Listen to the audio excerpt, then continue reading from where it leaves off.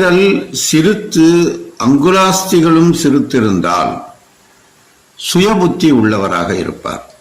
நன்மை தீமைகளை பகுத்தறியும் சக்தி பெற்றவர் என்றாலும் தனக்கு வேண்டியவர்களுக்கு மட்டும் அன்பு காட்டுவார்.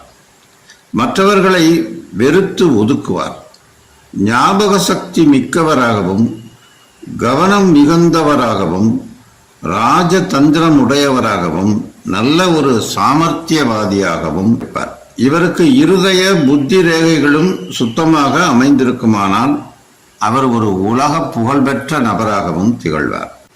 கட்டை விரல் என்று அழைக்கப்படும் பெருவிரல் குறைவின்றி நன்றாக அமைய பெற்றவர் ஒரு ஞானவானாகவும் கருணை உள்ளம் கொண்டவராகவும் இருப்பார்.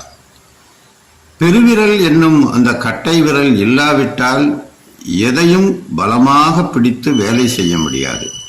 ஒருவேளை இதனை அடிப்படையாக கொண்டோ என்னவோ மகாபாரதத்தில் துரோணாச்சாரியார் ஏகலைவனின் கட்டை விரலை காணிக்கையாக கேட்டார் என்பதும் புரிய வருகிறது.